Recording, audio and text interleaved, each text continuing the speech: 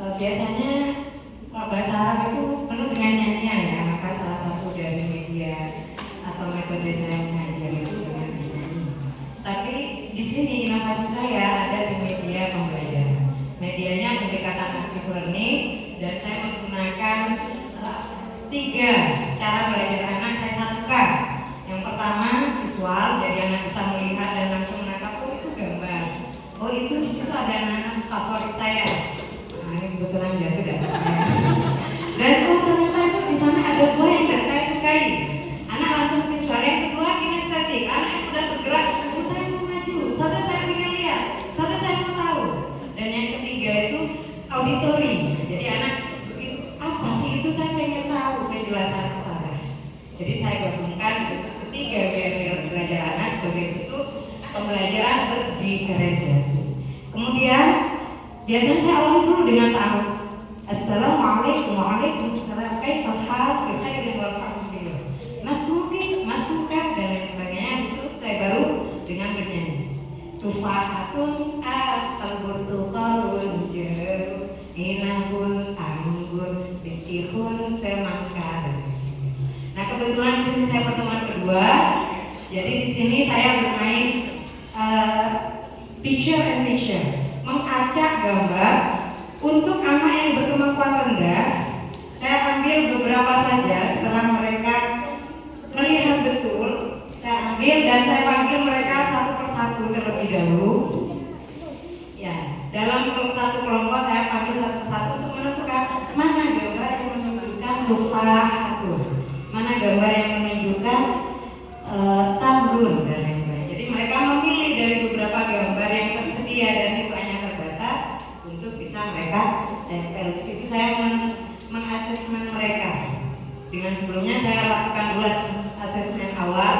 Apakah kalian tahu nama-nama buah, kemudian buah apa saja yang kalian sukai dan lain sebagainya. Baru kemudian untuk anak yang berkemampuan sedang, saya ambil lebih banyak buah lagi. Saya acak lagi karena ini picture and picture medianya.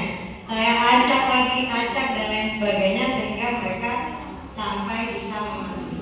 Dan memang metode dalam memanggil anak itu saya juga gunakan berbahasa Arab dan saya lakukan itu ya. Jadi biasanya saya lakukan berdirilah, ijlis dululah, ta'al kemarilah, ikro bacalah, hayang komari baca, hitam perhatikan dan lain sebagainya dan lain sebagainya. Kemudian setelah ini mereka pahami betul mana yang tersembunyi, mana yang tidak dan seterusnya, saya menggunakan media tutup botol pintar. Ini juga bagian dari picture and picture, tapi ini juga memanfaatkan bahan daur ulang karena sekolah kami adalah sekolah adidata tingkat provinsi. Nah, kebetulan dari media botol yang tutup botol ini saya buka secara acak dan saya manfaatkan untuk anak berkemampuan menengah ke atas. Jadi nanti mereka secara berkelompok akan bekerja sama untuk mengatur ya bagaimana tutup botol ini menjadi tepat untuk kelompok 1 dan 2. Kita kompetisikan. Kelompok 3 dan 4 mengkoreksi hasil teman kelompok 1 dan kelompok 2 sehingga saya hanya cukup menjadi fasilitator dan tidak secara langsung terjun untuk mengatur sedemikian rupa anak-anak yang memang semakin diatur semakin susah gitu ya. Mungkin hanya ini nanti di LKPD-nya sudah ada sebenarnya di slide gitu ya.